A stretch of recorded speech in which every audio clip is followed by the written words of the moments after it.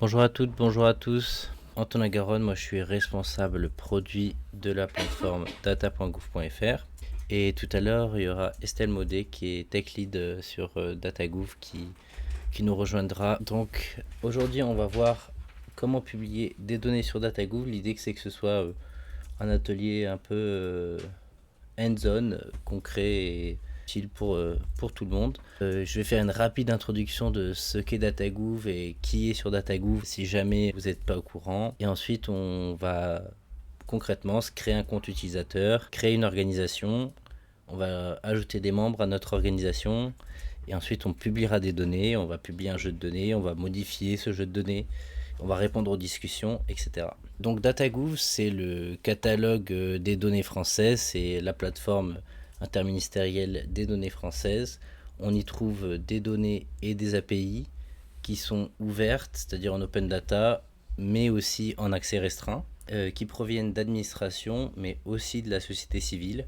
Il y a à la fois de l'administration centrale de type ministère, par exemple, ou des collectivités territoriales, mais il y a aussi des agences de l'État et même des entreprises et même d'autres types d'acteurs comme des médias par exemple, puisque DataGouv est une plateforme complètement ouverte sans contrôle a priori. Donc il y a plein d'acteurs différents qui mettent à disposition des données sur la plateforme. C'est gratuit et on peut le faire de plusieurs façons différentes et c'est ce qu'on va détailler un peu aujourd'hui.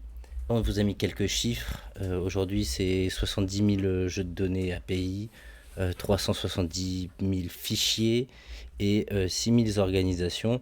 On va voir en détail ce qu'est une organisation, mais en gros, c'est un groupe d'utilisateurs qui publient sous une même bannière.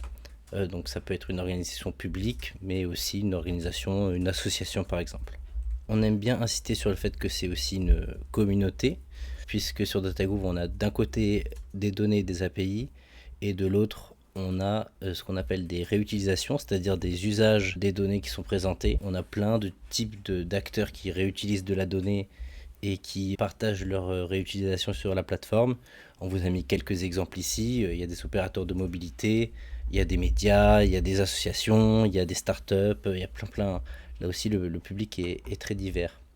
Aujourd'hui, on a plus de 4000 réutilisations qui sont référencées, 67 000 utilisateurs donc, qui ont des comptes sur la plateforme, même si c'est pas obligatoire d'avoir un compte pour consommer de la donnée, c'est obligatoire pour partager, enfin publier de la donnée et publier des commentaires. Et on a 16 000 discussions parce qu'une grosse partie de l'activité de la plateforme, c'est aussi de permettre l'échange entre producteurs et réutilisateurs de données. Donc schématiquement, qui est sur DataGouv, nous on aime bien le séparer en trois grandes catégories d'utilisateurs.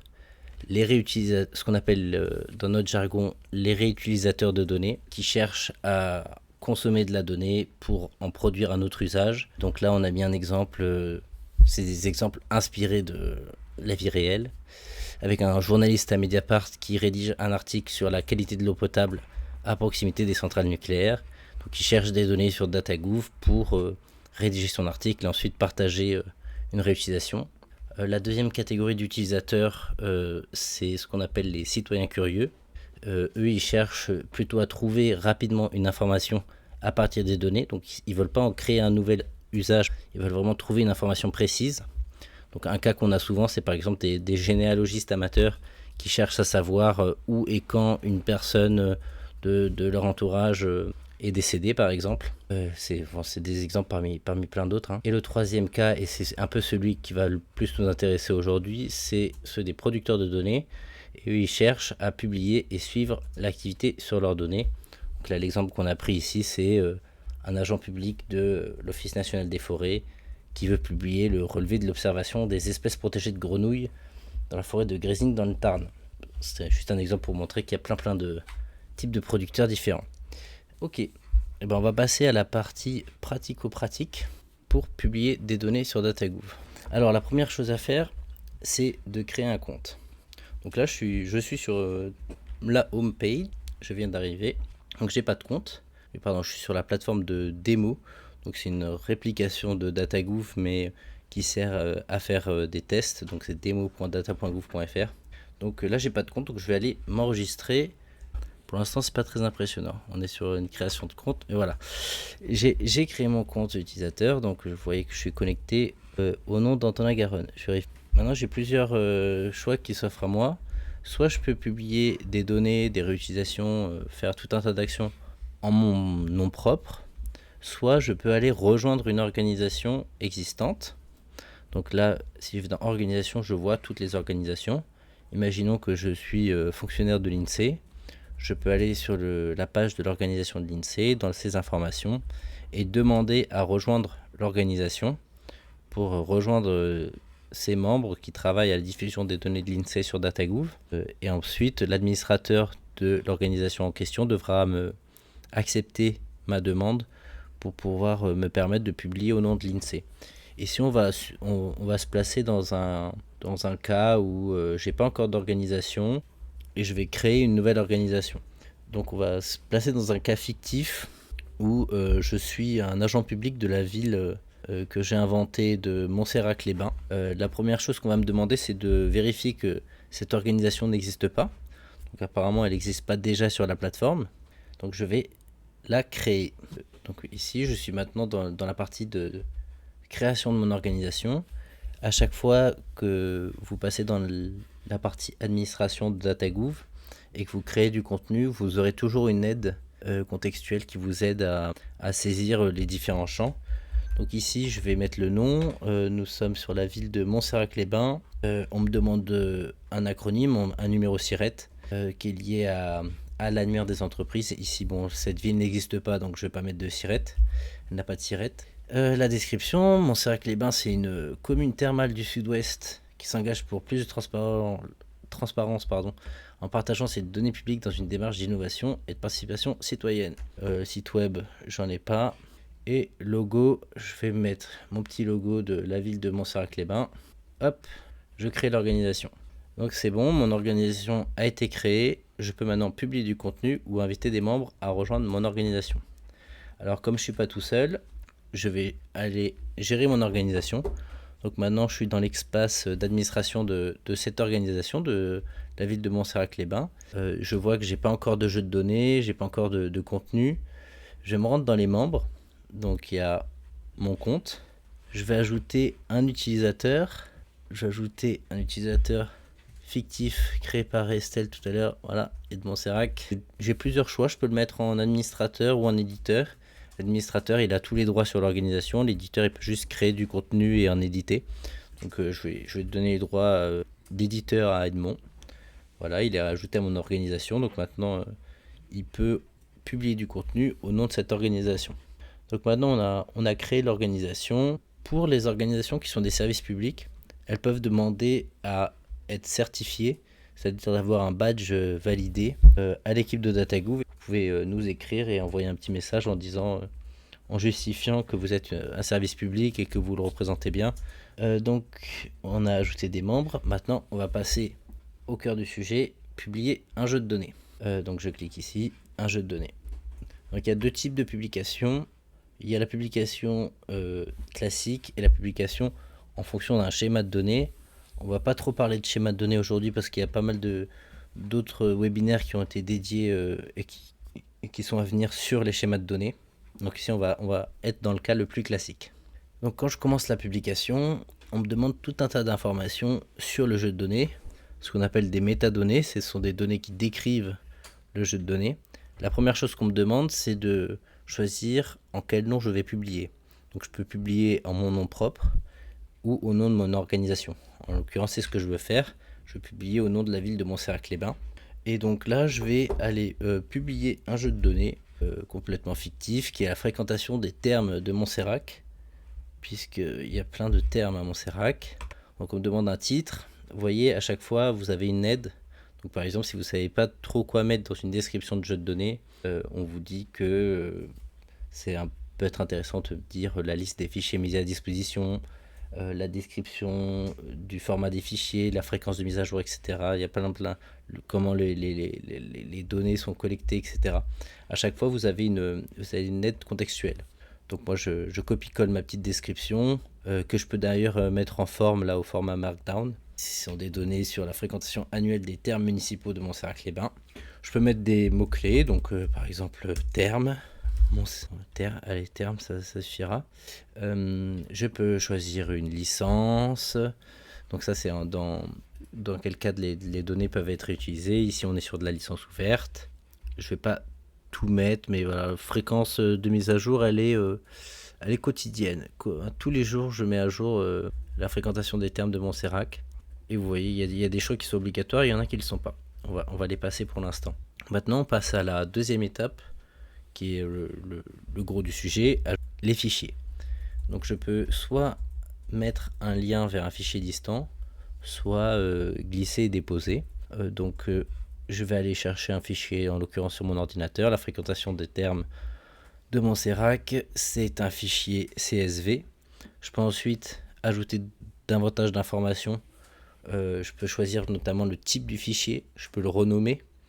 Là, c'est un fichier principal par exemple. Je peux ajouter une description. Ceci est le dernier fichier à jour, par exemple. Exemple à ne pas faire parce que ça n'apporte pas beaucoup. Là, on me recommande d'ajouter une description de moins de 200 caractères. Là encore, il y a des précisions sur le schéma de données, mais on ne va pas en parler ici. Je peux ajouter d'autres fichiers. Par exemple, je vais ajouter un fichier PDF qui est une documentation un peu plus précise sur ce jeu de données. Et je vais le mettre en type documentation. Voilà. Et je vais le renommer par exemple en documentation. Ok, j'ai ajouté mes deux fichiers. On me recommande d'ajouter une description d'au moins 200 caractères. Bon, j'ai ajouté un fichier PDF de documentation, donc je suis assez confiant. Suivant, on me dit que mon dataset est créé. Alors là, c'est en anglais parce qu'on est sur la plateforme de démo, mais normalement, c'est pas en anglais. Et donc là, je peux soit sauvegarder le brouillon, soit publier le jeu de données. En l'occurrence, je vais le publier. Et voilà à quoi ça ressemble. Donc là, je suis sur la page du jeu de données fréquentation des termes de Montserrat, qui est bien produit par la ville de Montserrat-les-Bains, sous licence ouverte, avec une dernière mise à jour le 23 septembre 2025, c'est-à-dire aujourd'hui. Pour l'instant, c'est un peu triste, mais je n'ai ni vu ni téléchargement. Je n'ai pas rempli ma couverture temporelle ni ma couverture spatiale. Et donc là, j'ai plusieurs plusieurs onglets. J'ai l'onglet avec les fichiers, où je retrouve mes deux fichiers. Donc ma documentation avec l'aperçu du PDF que j'ai uploadé ici. Et la fréquentation des termes. Alors là, le robot n'est pas encore passé pour la prévisualisation, mais ça ne saurait tarder. Et après, j'ai d'autres onglets. J'ai un onglet réutilisation et API. Un onglet, donc là, c'est là que je trouverai mes réutilisations associées à ce jeu de données. On va le démo tout à l'heure. Il y a un espace de discussion. Alors je me demande si Ed Montserrat va poser une question sur mon jeu de données. Estelle, est-ce que tu es toujours avec moi? Ouais. Ta caméra freeze, alors je sais plus si tu m'entends. Les ressources communautaires, c'est un peu particulier. Et vous avez aussi des informations supplémentaires sur les métadonnées. Alors est-ce que le robot est passé? Voilà, le robot est passé. Là, vous voyez qu'il y a une prévisualisation du jeu de données que j'ai publié. Donc en 2015, à la saison de printemps, les types de cures, niveau respiratoire. Bon, le jeu de données, c'est n'importe quoi, hein, c'est vraiment un exemple. Il y a des onglets aussi au niveau du fichier. Donc il y a l'aperçu, la description, sa description laconique que j'ai mis tout à l'heure. L'onglet structure des données qui me dit les différentes colonnes. Les métadonnées précises sur le fichier. Les différents types de téléchargement, en sachant que DataGouv propose des formats spécifiques générés automatiquement.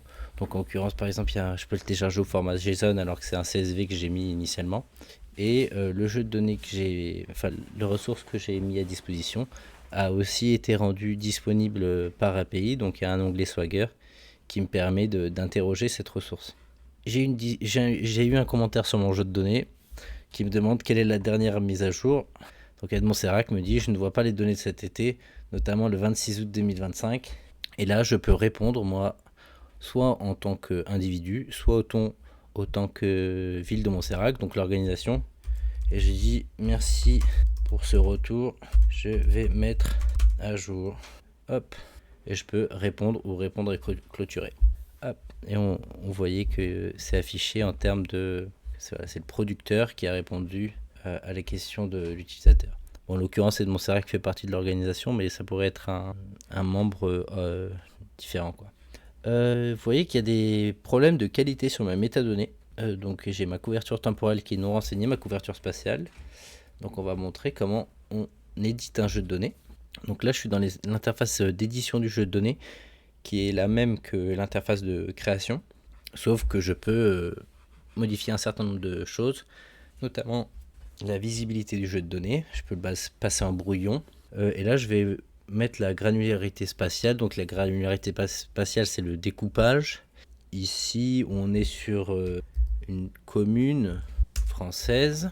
Et couverture spatiale, ben, c'est Montserrat-les-Bains, donc il n'existe pas vraiment. Donc il n'y a pas quelque chose qui s'appelle proche de Montserrat. Bon, c'est pas grave, je le mets pas parce que c'est une commune nouvelle. Et je peux mettre la couverture temporelle aussi. Donc c'était, je me souviens plus ce que j'avais mis, mais 2015. Donc, je peux aller chercher 2015, sauvegarder. Et si je retourne, ça y est, ma qualité des métadonnées, elle est parfaite. Donc voilà pour ce premier exemple de publication et de modification de jeux de données. Je vais publier un autre jeu de données au nom de cette organisation. Donc je vais retourner dans mon administration. Je vois donc maintenant j'ai un jeu de données ici, le fréquentation des termes de Montserrat. Je vais aller en publier un nouveau. Mais je peux voir que donc il est public, il a été créé le 23 septembre.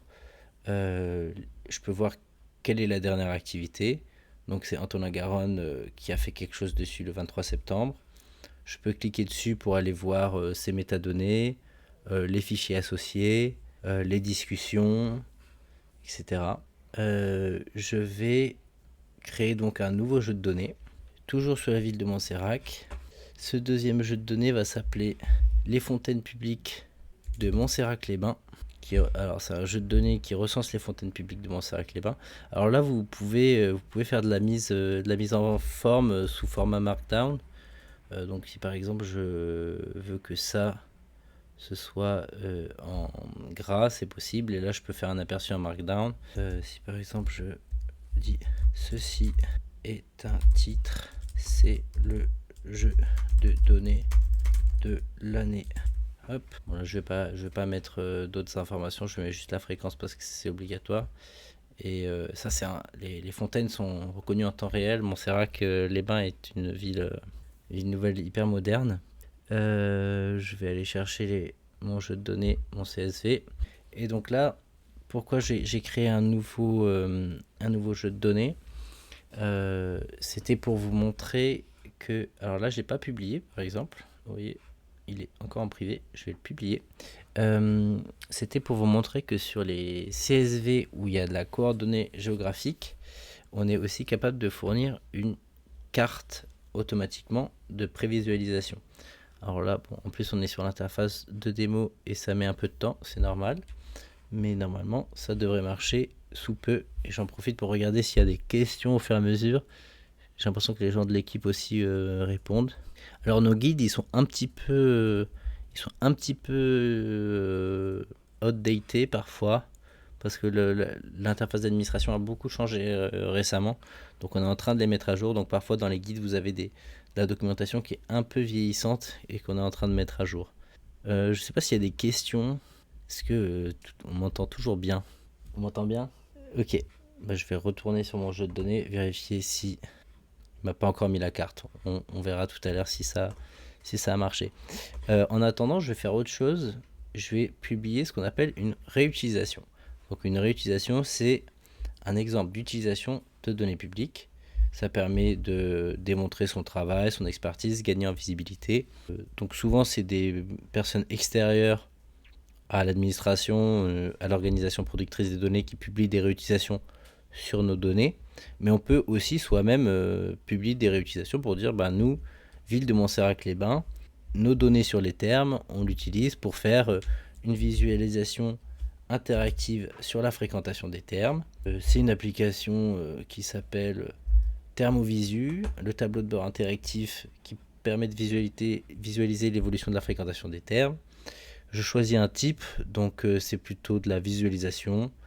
Il faut que je mette un lien. Alors là, je vais mettre le lien vers la chaîne YouTube de DataGouv parce que c'est ce que j'avais sous la main. Et je remets le le mot-clé terme, par exemple. On me demande d'aller chercher une couverture, une image de couverture de leur réutilisation. Voilà mon magnifique logo Thermovisu. Pareil, hein, vous avez là l'aide contextuelle qui vise à chaque fois à vous aider à remplir chacun des champs. C'est complémentaire aux guides qu'on vous a donné dans le chat qui sont plus détaillés. Et ça, c'est l'aide minimum pour essayer de comprendre.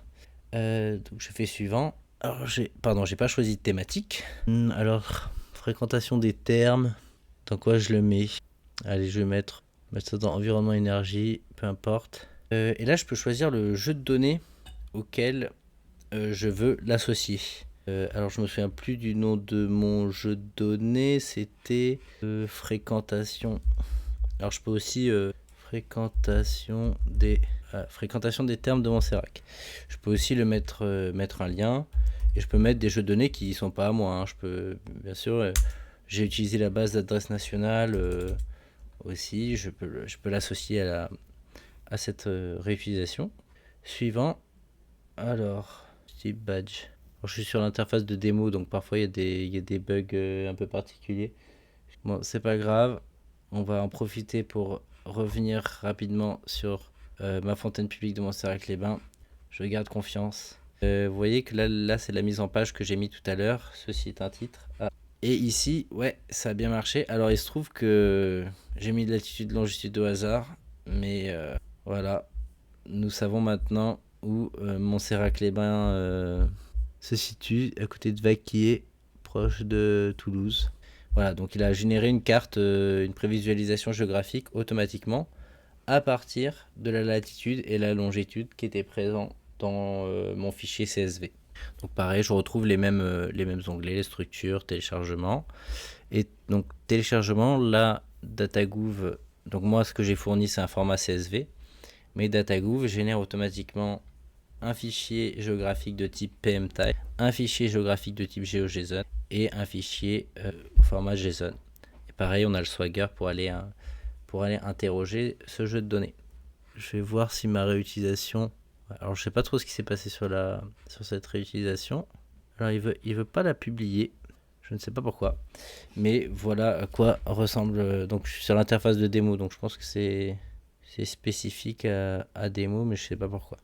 Bref, nous avons donc la visualisation interactive de la fréquentation des termes avec la description et les discussions. On n'a pas encore de discussion sur ce jeu de données, sur cette réutilisation, pardon. Et donc maintenant dans les réutilisations, je vois apparaître la visualisation interactive de la fréquentation, blablabla. Ma réutilisation associée, donc là je suis sur la page du jeu de données, j'ai mes fichiers qu'on a présentés tout à l'heure, et j'ai maintenant une réutilisation, la discussion qu'on avait tout à l'heure, etc. Je regarde s'il y a des questions.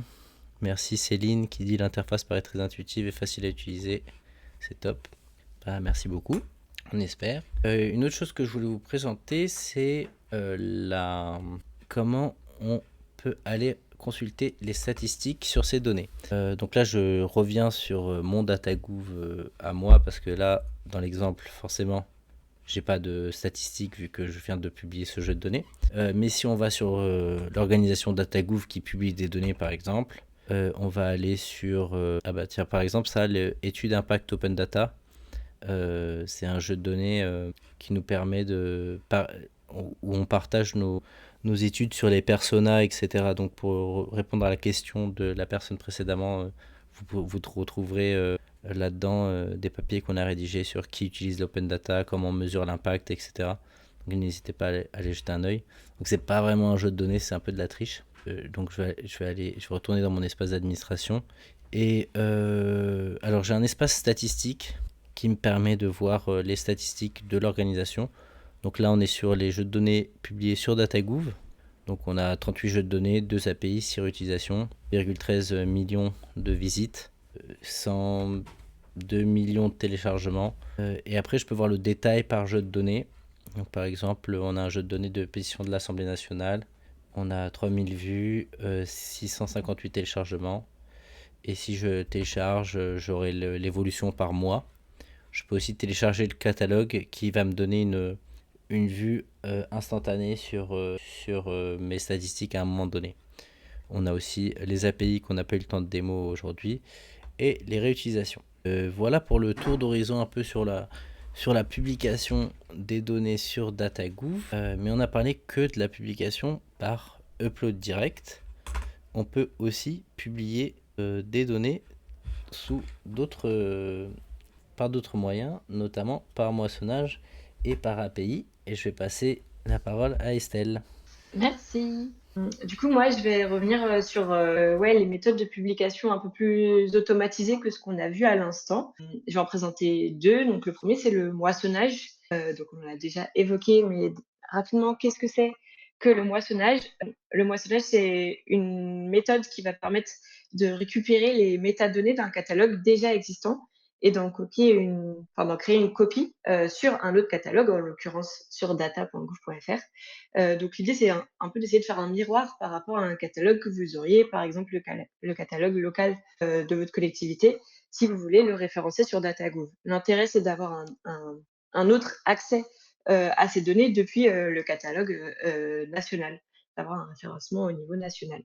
Du coup, on utilise le moissonnage quand il y a déjà un catalogue existant et notamment lorsque ce catalogue expose l'un des formats ou syntaxes que connaît DataGouv, parce que DataGouv supporte une certaine liste de moissonneurs, on va dire, de formats que je vais préciser après. Et si votre catalogue n'expose pas ces formats, malheureusement, le moissonnage ne sera pas forcément la solution idéale dans votre cas. Donc rapidement, comment ça marche concrètement le moissonnage, il va aller récupérer la description de votre catalogue parce que votre catalogue va être capable de l'exposer et il va aller créer pour chaque jeu de données de votre catalogue original une fiche correspondante sur DataGouv et il va tourner comme ça de manière quotidienne. C'est-à-dire que tous les jours, il va aller faire cette synchronisation automatique à partir des fiches d'origine. Donc ça a plusieurs limitations. Déjà, la première, c'est que ça va créer une copie en termes de structure. Potentiellement, dans certains cas, lors du moissonnage, il y a des producteurs qui aimeraient afficher de manière un peu différente, structurer notamment de manière différente les données sur DataGouv. Donc là, aujourd'hui, ça va vraiment être quelque chose de synchrone et un miroir par rapport à ce qui existe. Et du coup, on va pas avoir la même fluidité, en tout cas flexibilité que ce qui pourrait exister côté API, que je vais présenter après. Par contre, du coup, si votre plateforme expose l'un des formats supportés, c'est vraiment très simple à mettre en main. Ouais, du coup, voilà, donc globalement, le moissonnage, c'est bien si vous avez déjà un catalogue existant et qu'il est compatible avec l'un des types de moissonneurs qu'on connaît. Donc les types, là, je suis sur la documentation guide.data.gouv.fr. Vous pourrez retrouver tout ça en ligne, du coup. Mais globalement, les types principaux, c'est DCAT et SECAN. DCAT, c'est un vocabulaire de description de catalogue, donc les métadonnées d'un catalogue, qui est porté au niveau international, au niveau du W3C. Et il existe plusieurs spécifications au niveau européen, donc des profils, on dit, donc des KTP ou GeoDKTP par exemple pour les données géographiques. Et donc ça, il y a tout un certain nombre de logiciels qui sont capables d'exposer nativement ou de manière un peu transformée via des conversions, voilà, un catalogue en D4, donc GeoNetwork, Open Data Soft, UData par exemple, qui est derrière DataGouv, expose du D4. L'une des autres voilà, formalistes qu'on peut supporter, donc SECAN, c'est une brique logicielle ouverte qui permet de faire le catalogage justement de ces données. Et donc ça, pareil, DataGouv est capable de moissonner de manière facile n'importe quelle plateforme SECAN en rajoutant dans le cas de SECAN notamment des filtres par tag, producteur, etc. Rapidement, et après je vais vous montrer un exemple, c'est la question des limites du moissonnage. Donc, je l'ai déjà rapidement dit, mais donc il y a le fait qu'on va faire une copie conforme au plus proche. Et typiquement, certaines métadonnées peuvent être plus ou moins bien supportées selon le logiciel que vous utilisez, qui va exposer du D4. Donc, on a des limites là-dessus qui seraient voilà, qui ne sont pas le cas si vous publiez manuellement ou si vous publiez par API. Et il y a la question notamment enfin deux autres questions, la question de l'archivage. Donc quand un jeu de données disparaît de la fiche originale, nous côté DataGouv, on ne va pas supprimer le jeu de données. Nous, on l'archive automatiquement par contre. Donc au bout de certains jours, 2 jours, on va l'archiver. Ça veut dire qu'il sera toujours accessible aux gens qui ont le lien, mais il sera plus publiquement sur les moteurs de recherche, etc., visible. Et du coup, ça permet d'avoir un compromis. Et vous, dans le cas où vous voulez vraiment supprimer ce jeu de données aussi sur DataGouv, ce serait une action supplémentaire à faire de votre côté. Et enfin, dernier point d'intention, c'est la question de la stabilité des identifiants dans le temps. Parce que du coup, pour faire cette synchronisation, ce miroir entre les 2 plateformes, il faut, que les identifiants soient stables dans le temps. Et donc si vous, sur votre fiche, sur votre catalogue original, vous supprimez la fiche et vous la recréez, parce qu'on a changé d'année et cetera, bah, nous, on va détecter ça comme une nouvelle fiche parce que l'identifiant sera nouveau. Donc voilà, ça, c'est un point de vigilance pour les personnes qui seraient intéressées à mettre en place, des moissonneurs, c'est le point là. Donc je vais faire un exemple, de création d'un point de moissonnage. Du coup, moi, je suis Edmond Sérac sur la plateforme sur demo.data.gouv.fr. Comme on l'a vu tout à l'heure, depuis publier sur datagouv.fr, on va pouvoir publier différents types d'objets et du coup, ici, on va publier des données via la création d'un moissonneur. Ici, je vais vouloir encore une fois choisir avec quel acteur je publie. Nous, les moissonneurs, on incite fortement à les publier toujours, au nom d'une organisation pour qu'ils puissent être repris par n'importe qui. Donc là, je mets un nom. Encore une fois, on a l'aide contextuelle à droite. Et ici, l'URL que je vais utiliser, c'est un catalogue que j'ai préparé de mon côté. Mais donc, dans l'idéal, ce serait une URL qui serait sur montserratlebain.com.fr/catalogue/D4. Donc là, mon URL, elle est en RDF. C'est le format utilisé pour exprimer du D4. En l'occurrence, ici, c'est un fichier XML. C'est un peu technique, mais globalement, selon les logiciels, vous aurez des pointeurs qui vous diront quelle URL renseigner. Et donc, le type que je vais prendre, c'est D4, vu que c'est l'implémentation principale. Hop, et ici, du coup, quand je fais suivant, non, je n'ai pas les droits sur la ville de Montserrat ou pas.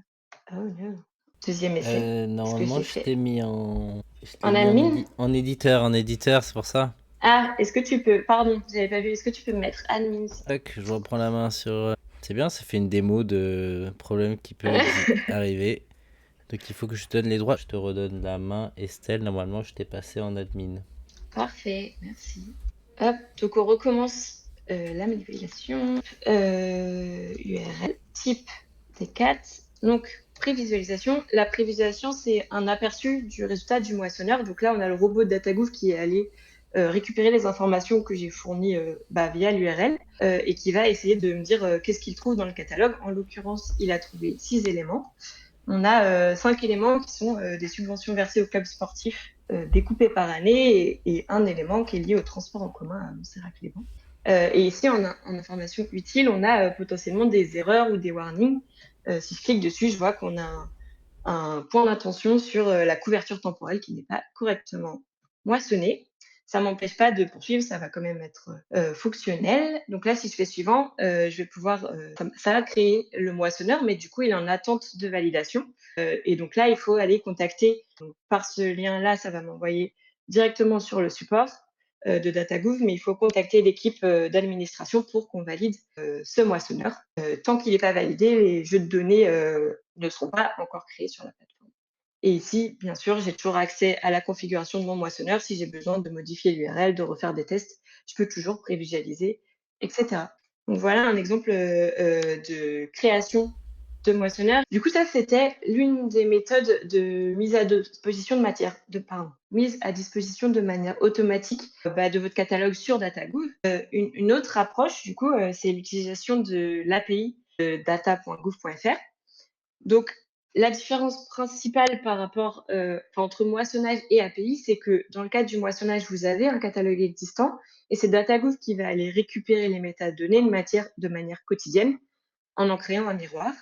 Alors que par API, globalement, c'est vous qui allez pousser des données ou référencer des données de manière automatique et vous allez pouvoir faire ce que vous voulez pour créer le catalogue que vous le souhaitez sans avoir forcément, par exemple, un catalogue, en tout cas visible sur Internet, associé à votre collectivité, etc. Donc là aussi, il y a toute une documentation qui existe sur guide.data.gouv.fr concernant l'API de DataGouv. Elle est ouverte, vous pouvez faire des tests. Je vous inviterai là aussi à plutôt les faire sur demo.data.gouv.fr que directement en production. Et nous, ce qu'on a fait pour faciliter l'usage de cette API, c'est de créer un client, une librairie Python qui nous sert de client, qui du coup est un peu une surcouche à cette API, qui va permettre de créer facilement vos jeux de données, en tout cas voilà, les lister, les manipuler, les gérer, rajouter des ressources, etc. Et donc rapidement, parce que je vois que le temps tourne, je vais faire une démonstration. Donc globalement, vous pouvez installer facilement le client. Vous pouvez importer un client avec From Data Glue Import Client. Ici, on va récupérer notre clé d'API. Donc moi, je suis sur Demo. Dans mon profil, je vais avoir un champ qui s'appelle clé d'API ici. Et ici, je peux récupérer la clé. Au début, vous n'en avez pas, vous devrez le générer. Vous pouvez évidemment le supprimer, etc. Donc, je renseigne ici. Donc ça, c'est la clé d'API qui m'identifie en tant que séance sur démo. Je vais pouvoir créer mon client. OK.